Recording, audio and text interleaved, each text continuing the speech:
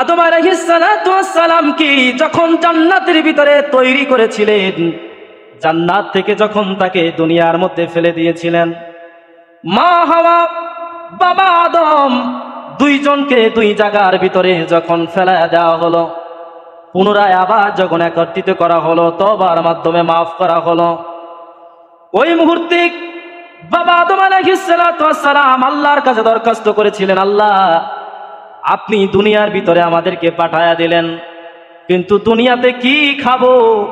জান্নাতের ভিতরে খাইছি, রান্না করতে হয় নাই, কাঁচা কোনো কিছু পাই নাই, যা চাইছি মুহূর্তের ভিতরে সামনে হাজির হয়ে গেছে। মাছ যদি খেতে চেয়েছি, মাছ ভুনা চলে আসছে, ভাজি হয়ে চলে আসছে, কিন্তু দুনিয়ার ভিতরে তো জান্নাতের মতো যেমনি রান্না করা অবস্থায় সামনে আসবে না। আল্লাহ কাঁচা খাওয়া যায় না, রান্না করতে হবে, রান্নার জন্য তো আগুনের প্রয়োজন হয়। আগুন কোথায় পাবো? আপনি রব্বুল আলামিন আগুনের ব্যবস্থা করে দেন। রব্বুল আলামিন জিবরাইলকে হুকুম করলেন, জিবরাইল জাহান্নাম থেকে এক টুকরো আগুন, একটা খেজুর যতটুক পরিমাণে সাইজ, এই পরিমাণে একটু আগুন তুমি জাহান্নাম থেকে দুনিয়ায় নিয়ে যাও, আদমের কাছে দাও, আদম এই আগুন দিয়ে রান্না করে খাবে।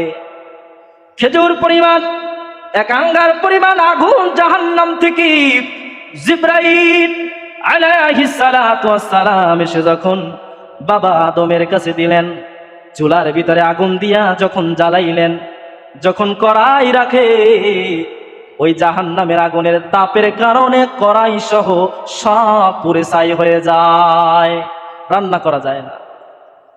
আল্লাহ তাআলার কাছে আবার বাবা আদম দরখাস্ত জানাইলেন, মালিক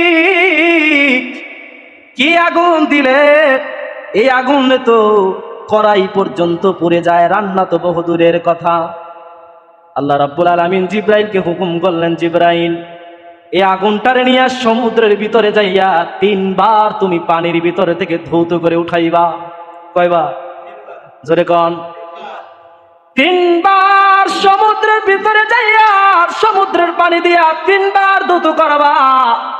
3 বার ধৌত করার পর তারপরে যে তাপ থাকবে, ওই তাপ তুমি কিছু অংশ পাথরের ভিতরে দিয়া দিবা। এর জন্য পাথরে পাথরে ঘষলে আগুন ধরে, আগে ধরতো না, ওই আগুন দেওয়ার পরে ধরে।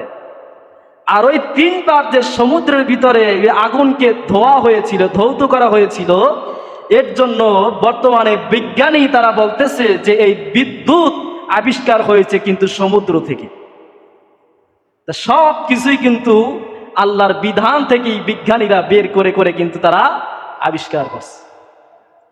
তাহলে এই পাথরের ভিতরে দেওয়ার পরে তারপরে পাথরে পাথরে ঘষে তারপরে আদি যুগের মানুষ এভাবে আগুন ব্যবহার করত, তাই না?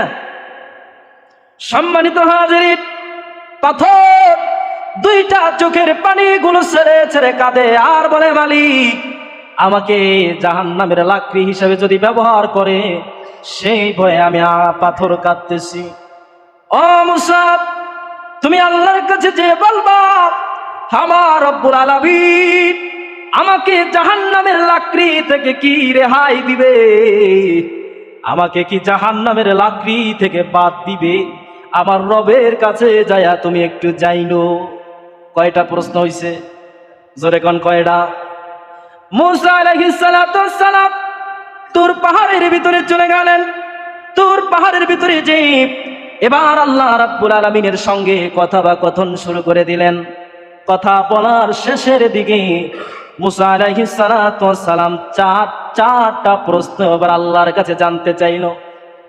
1 নম্বর প্রশ্ন, রব্বি কারীম আসার সময় প্রথম একটা লোকের সাথে দেখা হয়েছিল, ব্যক্তি আমার কাছে জানতে চেয়েছেন তার অনেক অর্থ সম্পদ রয়েছে, অতএব কি করলে তার সম্পদগুলো কমে যাবে, আপনি বলে দেন, তিনি সে আমল শুরু করে দিবে। আল্লাহ রাব্বুল